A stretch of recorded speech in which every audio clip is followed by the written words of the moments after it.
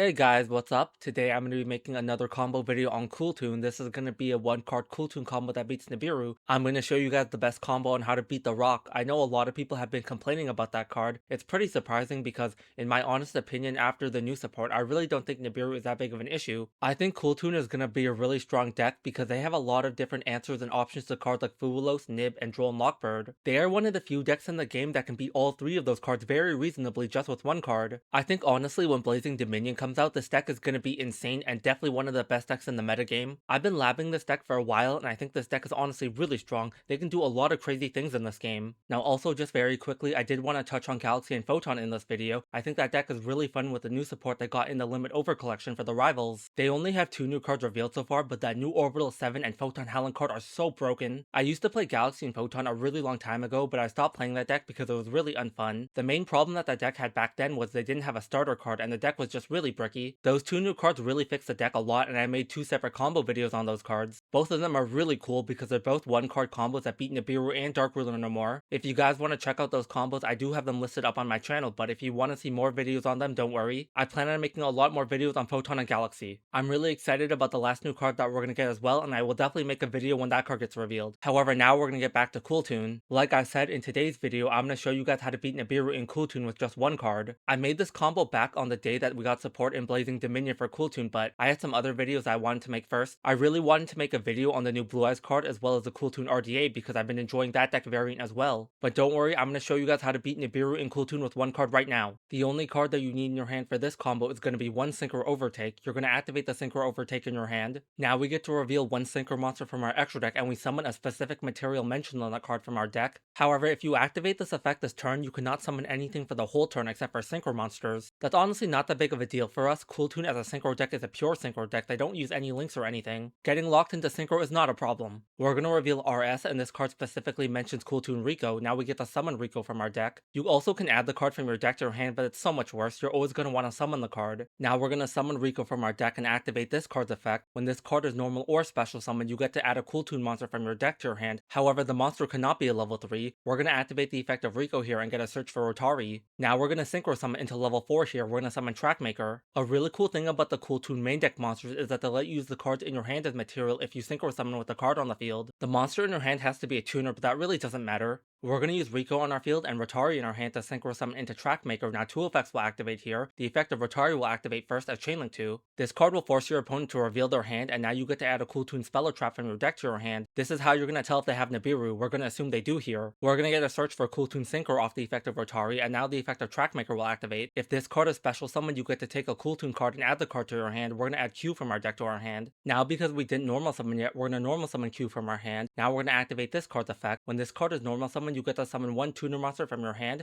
deck, or grave. However, if you activate this effect this turn, you cannot special summon any monsters for the rest of this turn except for tuners. That honestly really doesn't matter because this deck is just full of tuner monsters. Using the effect of Q, we're going to summon Mix from our deck and activate the effect of Mix. If this card is normal or special summon, you get to add a Cool Toon monster from your deck to your hand. However, the monster cannot be a level 2, so you can't get a search for Cliff here. Instead, we're just going to add another copy of Rico from our deck to our hand. Now, it's very important in this combo that you keep track of your summons because we already summoned 4 times here. You summon Rico, Trackmaker, Q, and Mix. That means the next monster that you summon, your opponent's going to activate Nibiru because we saw that card in their hand off the effect of Rotari. So the next monster that we summon has to give us a way to beat Nibiru, but luckily enough the card does. We're going to take our Q and our Trackmaker to Synchro summon into Zarin the Chainbound Dragon. Because you summon 5 times this turn, your opponent's going to activate the Nibiru in their hand. They're going to tribute all the monsters on your field and you're going to get a token. Afterwards the Nibiru will get summoned onto their field, but you can stop this. In response to the activation of the effect of Nibiru, you cannot chain Zarin here because Zarin could not be used as a Chainlink 2 or lower. Zarin is an Omni Negate, but this card can only be activated as a Chainlink 3 or higher. However, you do have Cool Toon Synchro in your hand and this card is a quick play, so we're going to activate this card. What this card will let you do is add a Cool Toon monster from your deck to your hand and immediately after you can Synchro summon. However, if you activate this card this turn, for the rest of this turn you cannot summon anything except for tuner monsters. Now this effect to get a search for a Cool Toon monster is very good, but that's not why this card is so important. The reason why is because this card can be used as a Chainlink 2 and gives Zarin a window to negate Nibiru. Now Zarin can only be activated as Chainlink 3 or higher, but this card is very unique. It can negate Chainlink 2 or Chainlink 1. This means that we can negate Nibiru and destroy that card. We also get to add Cool Toon Clip from our deck to our hand, which is also very good. Now I know some people will raise an alternative option. What if your opponent has Nibiru and they don't activate it until after you set Cool Toon Synchro? The reason why this is so good is because in this combo you're never going to set Cool Toon Toon Synchro. You can keep it in your hand the entire turn. Adding Clip from your deck to your hand really doesn't matter, which is why you can just hold the Cool Toon Synchro in your hand the entire game. For the rest of this duel, to show you guys that I'm not going to use this one copy of Clip in my hand, it's going to stay here the entire game. This is a true one card anti-Nibiru combo in Cool Toon that doesn't depend on any other variables. Now you're going to take the Mix on your field and the Rico in your hand to Synchro Summon into Remix, and now you're going to end your turn. Now when your opponent activates any card or effect that you want to negate, you're going to activate the effect of Remix here and then change Zarin onto that. Now after you negated that card off the effect of Zarin, the effect of Remix will let you target 2 tuner monsters in your grave. They cannot be Synchros though. You get to summon one of them to the field and you add the other card to your hand. I'm going to add Rotari to my hand and summon Q from my grave. Now Remix will let you perform a Synchro Summon for a Synchro Tuner, so you're going to take Q and Zarin to Synchro Summon. Now you're going to Synchro Summon into Back-to-Back. When your opponent activates a monster effect, you're going to activate the effect of Back-to-Back. This card will let you target a tuner in your grave or banishment and summon the card. We're going to summon Rico here and activate the effect of Rico. This card will let you add a Cool Toon monster from your deck to your hand. We're going to get a search for a Clip here, and this is the Clip that we're going to use in the combo, not the other one in our hand. Now we're going to activate the effect of the Clip that we added to our hand off the effect of Rico. During your opponent's main phase, you get to summon this card from your hand, and then you get to Synchro Summon one Synchro Tuner. We're going to summon Clip from our hand and take the Rico in our field to Synchro Summon into Crackle. Now in this combo, you could have kept the Rico on your field if you added back another level 3 tuner from your grave off the effect of Remix. I added Rotari here because it really doesn't matter, but at the same time, you're not going to use the Rico on your field. You can just keep it on the field if you want, it really doesn't matter. In my honest opinion though, using Rico on your field as material is better than using the card in your hand as material. Getting to keep Rotari in your hand is a lot better than using the card as material. The reason why is because when you use Rotari as material again on your turn, you get to take a look at your opponent's hand again. Getting hand knowledge from your opponent is really worth it in my opinion, which is why I want to save this card for my turn. It really doesn't matter though, you can just do whatever you want. Now the effect of Crackle will activate on Synchro Summon. Now you get to take a look at your opponent's extra deck and banish a monster from there until the end phase. Now when your opponent activates another monster effect, you're going to activate the effect of Back-to-Back again and target your Zarin. Now you're going to summon the Zarin to your field, and now you get to Synchro Summon. A really cool thing about Back-to-Back is that this card doesn't force you to Synchro Summon into a Synchro Tuner. Other cards like Cool Toon Synchro and Clip let you Synchro Summon on the opponent's turn, but you have to summon a Synchro Tuner. You get to summon any Synchro monster that you want, so we're going to summon the Crimson Dragon here. Now this may look a little weird because both Crackle and Zarin are Synchro Tuners, but Zarin is really unique here. If you Synchro Summon with this card, you can treat him as a non-tuner, which is very good. This is how we're able to Synchro Summon into the Crimson Dragon using 2 Synchro Tuners. Now the effect of Crackle will activate because the Synchro Summon card was sent to the grave. It will summon itself. You get to take a look at your opponent's extra deck again and banish 2 more cards from there. This is also why it's really important to Synchro Summon using the Crackle, because you have to get this card into the grave to activate its second effect. Getting to banish 1 card from your opponent's extra deck is pretty good, but banishing 3 cards is broken. Now you're going to activate the effect of the Crimson Dragon here. You're going to target your Back-to-Back. Now the Crimson Dragon will tag out and summon a Dragon Synchro from your extra deck with the same level as Back-to-Back. Because Back-to-Back is a level 10, we're going to summon Majestic Star Dragon, who's also level 10. Now you have a couple other options here like Bestial Dispatcher or Crystal Clearwing Synchro Dragon, who are also level 10. However, those cards are pretty bad on the opponent's turn. Majestic Star is just so much better. This card is really good because this card is just an Omni Negate. When your opponent activates a card or effect during either player's turn, you get to tribute this card on the field and negate that effect, then destroy all cards they control. So this card is crazy broken. It's basically an Omni Negate, but it's also a board wipe. Pretty good stuff here. Now I know some people will say Majestic Star Dragon returns itself to the extra deck during the end phase, and that's true. However, it's better if you didn't activate the effect of Majestic Star and the card returns itself during the end phase. That means your opponent didn't try to make a board. That means on your next turn you just get to beat them because they don't have any cards on their field. On top of that, it's really easy to summon Crimson Dragon again, so you just get to summon Majestic Star on your turn. You will also get to bring back Zarin, which is never bad, and you also have a guaranteed follow-up with the other 2 Cool Toons in your hand. On top of that, I'm really happy that we got to end on Mix and Zarin on our field because those 2 cards guarantee that you get to activate the effect of Zarin, so you're getting full value out of that card. So I'm very happy with this. This is 1 card full combo that beats Nibiru in Cool Toon with their new support in Blazing Dominion. Not only that, you get the guaranteed follow-up, and Majestic Star is really cool. I'm really glad that we're able to play this card in Cool Toon. Also, extra deck ripping your opponent is really powerful. Most of the time your opponent won't be able to do anything. A lot of decks in the game require them to be able to summon cards from their extra deck because they need to summon their boss monsters. A lot of combos also require their smaller monsters in order to combo into the bigger monsters. If you just take their best cards, your opponent won't be able to do anything. A lot of decks also don't have the space to run multiple extra deck monsters, they can only play 1 of them. This makes it even better if you rip some of the best cards off the effect of Crackle. Now there is another Cool Toon combo I want to make showing you guys how to play around Fuulos. They honestly have a really good Fuulos line.